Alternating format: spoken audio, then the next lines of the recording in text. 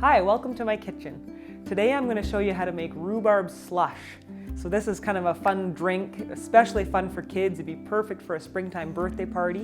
And if you pull it out in the heat of the summer, it's a really refreshing way to cool down. So we're going to wash some rhubarb. We need 6 cups of rhubarb today to make our drink. So when you're going to cut your rhubarb, you always want to cut off both ends before you get started.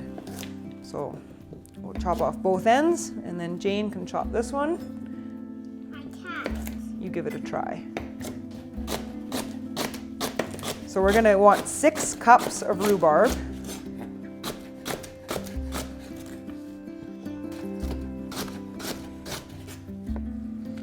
Ready?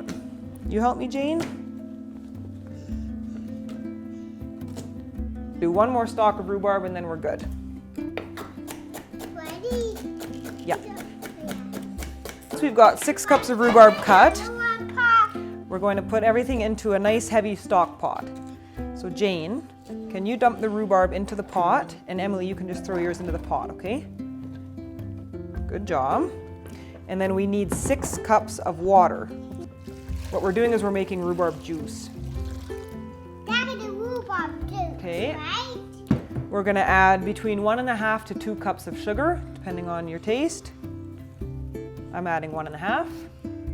And then we're going to add 1/3 cup of freshly squeezed lemon juice. Squeeze it. We're just going to squeeze the juice out until this measuring cup's full. Sometimes I do that too. Put it on here. If you have a juicer, like a citrus juicer, that would be pretty slick. I will try to keep them out though.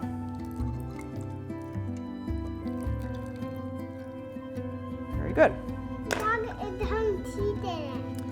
So what we're going to do now is we're going to put this on the stove and bring it to a simmer. We're going to simmer it for about 10 to 15 minutes until all the rhubarb is broken down, and then we're going to strain out the pulp. And we'll stir it once in a while throughout our 10 minutes. Okay, we're going to pop the lid on and we're going to let it do its thing.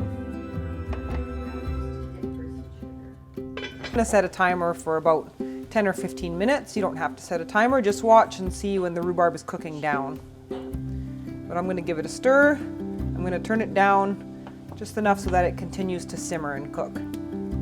What's going to happen is it's going to turn a nice, beautiful pink color. It's starting to turn already. And we're going to strain all that pulp out of there and have a clear pink juice.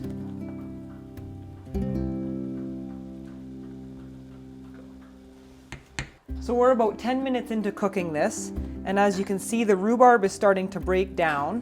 When I push it against the side of the pot, it's nice and soft. So let's turn it off, and we are going to strain out all the pulp, and then we are going to add strawberry jello powder to it.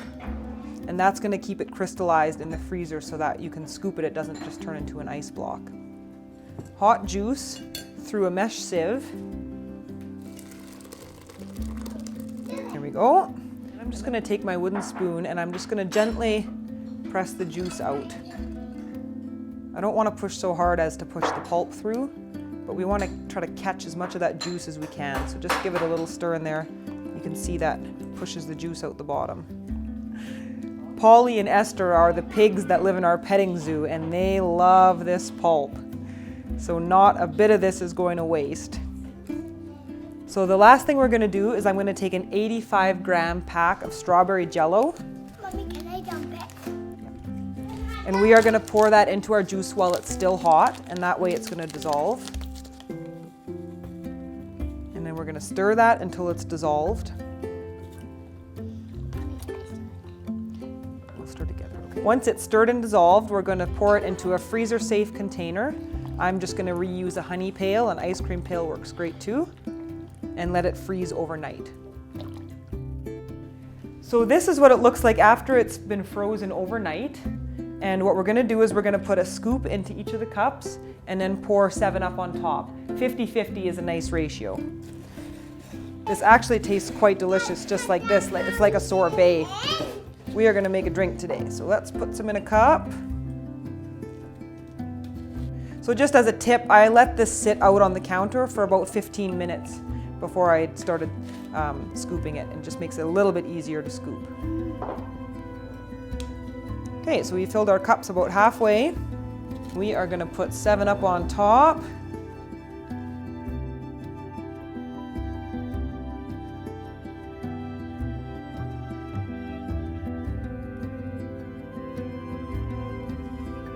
Another great way to serve this is as a sorbet, and putting a strawberry syrup or a blueberry syrup on top gives it an extra fancy flair.